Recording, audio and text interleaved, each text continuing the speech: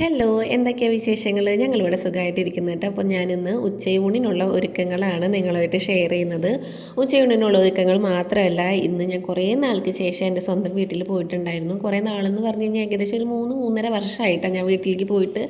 അപ്പോൾ ഇന്ന് അങ്ങോട്ട് പോയിട്ടുണ്ടായിരുന്നു വൈകിട്ട്. അപ്പോൾ ആ വിശേഷങ്ങളൊക്കെയാണ് നിങ്ങളുമായിട്ട് ഷെയർ ചെയ്തിട്ടുള്ളത്. അപ്പോൾ എല്ലാവരും വീഡിയോ കണ്ടോക്കിക്കോളൂ കേട്ടോ.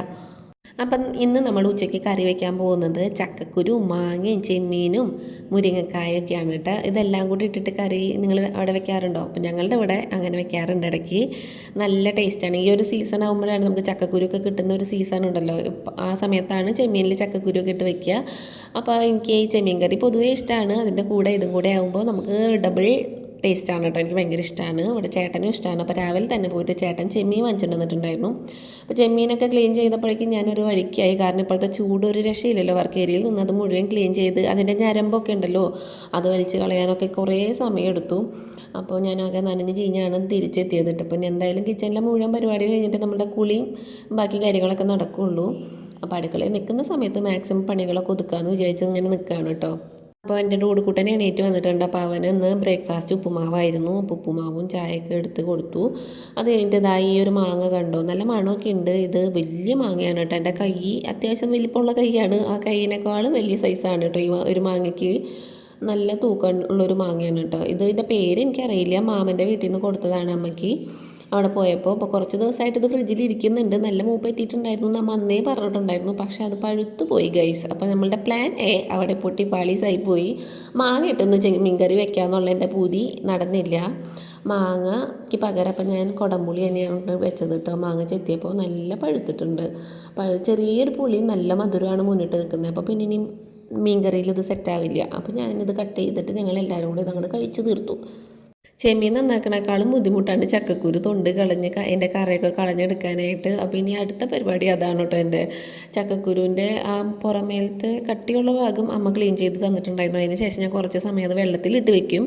വെള്ളത്തിലിട്ട് വെച്ച് കഴിഞ്ഞ് കഴിഞ്ഞാൽ നമുക്ക് കുറച്ചും കൂടി ഈസിയാണ് കേട്ടോ അതിൻ്റെ കറ കളഞ്ഞെടുക്കാനായിട്ട്. ചിലർ കറ കളയില്ല, അത് നല്ല ഹെൽത്തി ആണെന്നാണ് പറയണേ. പക്ഷേ എനിക്കത് കഴിക്കുമ്പോൾ ചെറുതായിട്ടൊരു അങ്ങനെ കറ കാണുമ്പോൾ ഒരു ബുദ്ധിമുട്ട് തോന്നും. അപ്പോൾ അതുകൊണ്ട് ഞാൻ അതിൻ്റെ പുറമേലത്തെ കറമ്പലുണ്ടല്ലോ അതൊക്കെ നന്നായി കളഞ്ഞിട്ടാണ് ഇങ്ങനെ കറി വയ്ക്കാറുള്ളത് കേട്ടോ. ഞാൻ പറഞ്ഞല്ലോ കുറച്ച് നാളുകളായിട്ട് ഞാൻ എൻ്റെ വീട്ടിൽ പോകാറില്ല എന്ന്. അതെന്താണെന്ന് വെച്ച് കഴിഞ്ഞാൽ അമ്മയും അച്ഛനും എൻ്റെ ഇപ്പോൾ താമസിക്കുന്ന വീട്ടിൽ കൂടെ ഉണ്ട്. അപ്പോൾ അമ്മ ഇടയ്ക്ക് പോയിട്ട് വീട്ടിൽ അവിടെ പോയിട്ട് ക്ലീനൊക്കെ ആക്കിയിട്ട് വരും. ആഴ്ചയിലൊക്കെ പോവാറുണ്ട് അമ്മ. ഞാൻ പക്ഷെ പോവാറില്ല. വേദുവിന് വയ്യാണ്ടായതിന് ശേഷം എന്നല്ല, ജനിച്ച ശേഷം, വേദു ജനിച്ചതിന് ശേഷം ഞങ്ങൾ ഈ ഒരു വീട്ടിൽ തന്നെയായിരുന്നു. അപ്പോൾ അമ്മ ഇവിടെ വന്ന് നിൽക്കുകയാണ് ഉണ്ടായത്, മോനെ നോക്കാനൊക്കെ. അത് കഴിഞ്ഞിട്ട് അവരങ്ങോട്ട് പോയിട്ടുണ്ടായിരുന്നു. ഉണ്ണിക്ക് ഒരു 45 ദിവസമോ 50 ദിവസമൊക്കെ ആയ സമയത്ത് അമ്മ അച്ഛനും തിരിച്ച് വീട്ടിലേക്ക് പോയി. പിന്നീട് അവന് 1 വയസ്സൊക്കെ ആയ സമയത്താണ് വയ്യായികയൊക്കെ ആയത്. അപ്പോൾ അതിന് ശേഷം പിന്നെ അമ്മയും അച്ഛനും പോകാൻ പറ്റിയിട്ടില്ല. അവരിവിടെ തന്നെ ഞങ്ങളുടെ കൂടെ ഉണ്ട്. കാരണം അവനെ ഇട്ടുകൊണ്ട് എനിക്കൊന്നും ചെയ്യാൻ പറ്റില്ല. ഒറ്റയ്ക്ക് നിന്ന് അങ്ങനെ ഒന്നും ചെയ്യാൻ പറ്റില്ല എനിക്ക്. വീട്ടിലെ കാര്യങ്ങളും അവൻ്റെ കൂടെയും ഒരാളും എപ്പോഴും വേണ്ട ഒരു കണ്ടീഷനാണ്. അപ്പോൾ അതുകൊണ്ട് അവരിവിടെ തന്നെ ഉണ്ട് കേട്ടോ. ഇപ്പോൾ കുറച്ച് മൂവാണ്ട മാങ്ങ ഉണ്ടായിട്ടുണ്ട്.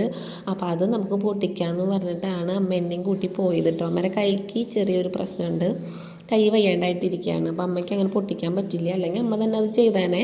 അപ്പോൾ എന്നെയും കൂട്ടി പോയി. അപ്പം ഞങ്ങൾ ഇന്ന് അങ്ങോട്ട് വൈകിട്ട് പോകുന്നുണ്ട്. അപ്പോൾ ആ ഒരു സന്തോഷത്തിലാണ് കേട്ടോ ഞാൻ. അപ്പോൾ നമ്മളെ ചക്കക്കുരു നന്നാക്കി കഴിഞ്ഞിട്ടുണ്ട്. അപ്പോൾ അത് നന്നാക്കിയിട്ട് നമ്മൾ ചെമ്മീൻ വേവിക്കാൻ ഓൾറെഡി ഞാൻ വെച്ചിട്ടുണ്ടായിരുന്നു. ഉപ്പും മഞ്ഞൾപ്പൊടിയും മുളക് പൊടി ഇട്ട് വെച്ചിട്ടുണ്ടായിരുന്നു. കുടംപുളി ഇട്ട് കൊടുത്തിട്ടുണ്ടായിരുന്നു. അതിന് ശേഷം നമ്മൾ ചക്കക്കുരു കട്ട് ചെയ്തിട്ട് ക്ലീൻ ചെയ്ത് അതും ആഡ് ചെയ്തു.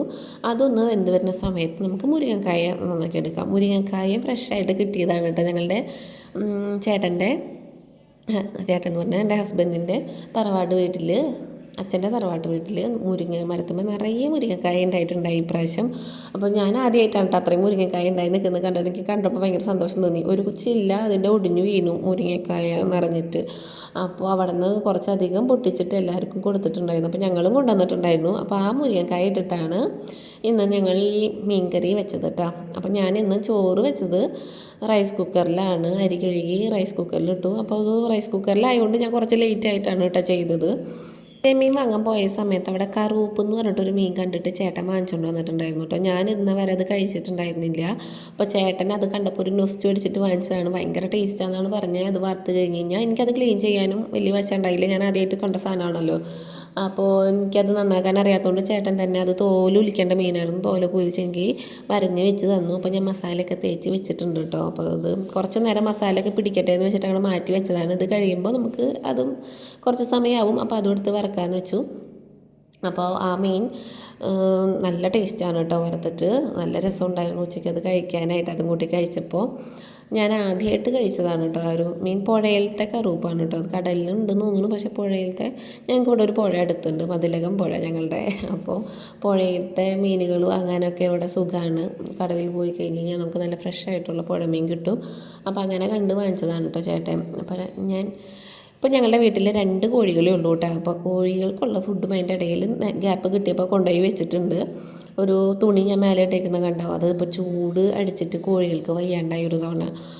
അയ്യോ, എനിക്ക് ഭയങ്കര സങ്കടമായിപ്പോൾ. ഞാൻ ആദ്യമായിട്ടാണ് ഈ കോഴീനൊക്കെ വളർത്തുന്നത് കേട്ടോ. എൻ്റെ മോൻ്റെ ഒരു ഇഷ്ടത്തിനാണ് ഞാൻ വീട്ടിൽ കോഴീനെ വാങ്ങിച്ചത്. അവൻ പറഞ്ഞിട്ടാണ് വാങ്ങിച്ചത്.